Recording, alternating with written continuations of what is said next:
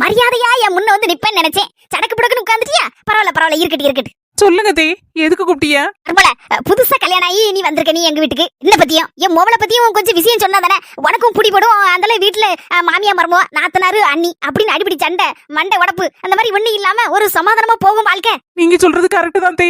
உங்களை பத்தி சொல்லுங்க தே, உங்க மோளை பத்தியும் சொல்லுங்க. புது மர்மோள, வழக்கமான மாமியார் மாதிரி நான் கிடையாது.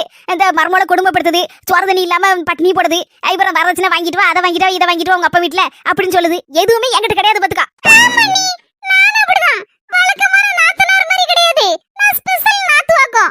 உங்ககிட்ட ஒரு அண்டர்ஸ்டாண்டிங்கோட அக்கா தங்கச்சி மாதிரி பழகுவேன். உங்களுக்கு எனக்கும் எந்த சண்டை சச்சரவும் வராம பாத்துக்கிடுவேன். சூப்பர் நாத்து. ஆமா மர்மோள, நீ எப்போ வேணாலும் எந்திக்கலாம், எப்போ வேணாலும் தூங்கலாம், எப்போ வேணாலும் சாப்பிடலாம், என்ன வேணாலும் செய்யலாம் இந்த வீட்ல. உங்களுக்கு இந்த வீட்ல எல்லா உரிமையும் இருக்கு. 19 ரூபா சொன்னா வாய்ஸ்னா இந்த வீட்ல மர்மோள புரிஞ்சுக்கா என்ன? இது போதாதா எங்க மாமிய கலவியையும் நாத்தவையும் சுவாலியும் முடிக்க நான் என்னதான் டெஸ்ட் கொடுத்தேன். நாளைக்கு வரக்கூடிய லாங் வீடியோல வரும் சொந்தங்களே மறக்காம பாருங்க.